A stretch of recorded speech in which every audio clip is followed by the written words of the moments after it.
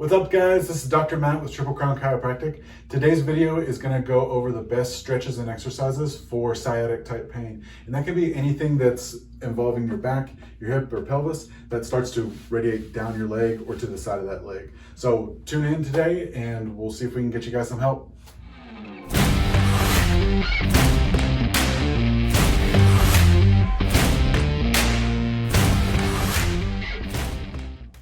All right guys, so for our first movement, we are going to do a tabletop isometric hold. So I'm gonna have Jenny lay flat on her back.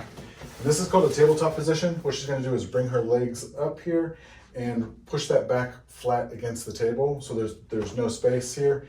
And what we're gonna do is this isometric hold, we're gonna push one hand on top and then the other hand is gonna go on the back of the opposite leg.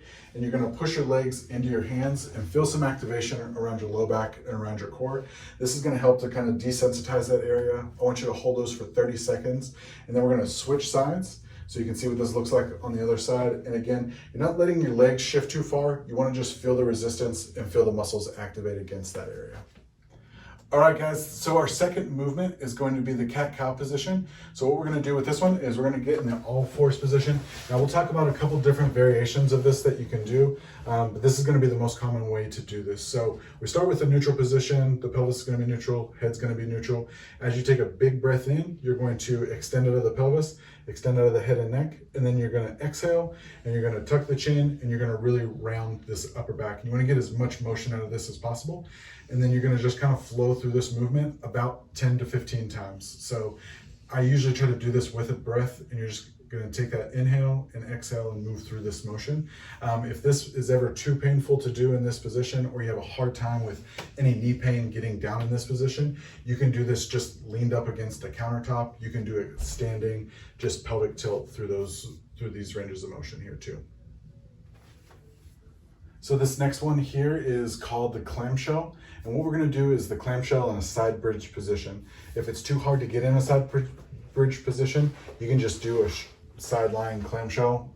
But for this one, we're gonna push up into a side bridge position. And the reason we're gonna do this is to help keep the pelvis kind of locked in a neutral position.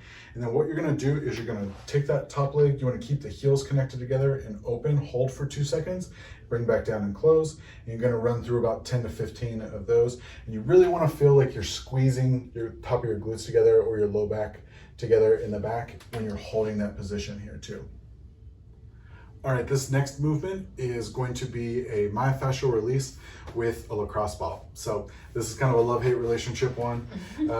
It can be a little bit intense. The best way to do this is to be seated on the floor. And basically you take that ball and you tuck it right along that sacrum line.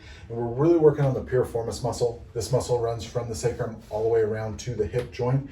So you want to manipulate your body and roll back and forth so that you can kind of trace along that muscle. Find those sore spots and dig into there for a little bit. The maximum I want people doing this is about 30 to 60 seconds at a time and just doing this 2 to 3 times a week. If it's too intense or too uncomfortable at the start to be on the floor, a really good option is to find a bare spot on the wall and tuck that ball in along the sacrum, and then you're gonna rotate your hips side to side so that you can scan and find those spots.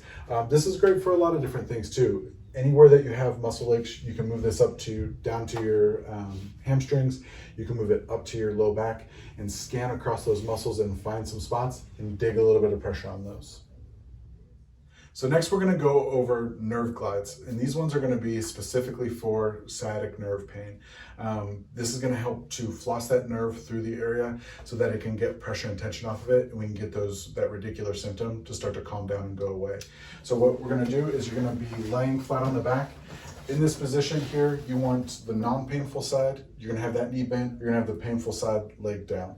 And what we're gonna do is as we slowly raise the leg, we're gonna keep this foot flexed and we're gonna bring the leg up. But at the same time, we're gonna start to extend the head so that when you're all the way at the top here, that head is maximally extended. And then you're gonna slowly do the opposite. You're gonna start to flex the head and bring the leg down so that whenever the leg's back on the table, the chin is tucked and lifted off the ground.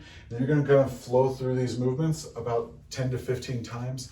You can repeat this as often as you need to, just to get relief, especially if after the first few times you do get a little bit of relief and that doesn't last as long as you want to, just run back through this movement again. Hey guys, thanks for watching this video. Again, I hope this helps with your low back pain. If you have any questions, please drop them down below in the comments. And then please make sure you follow us on all our social media platforms. Hope you guys have a great day. Thanks again.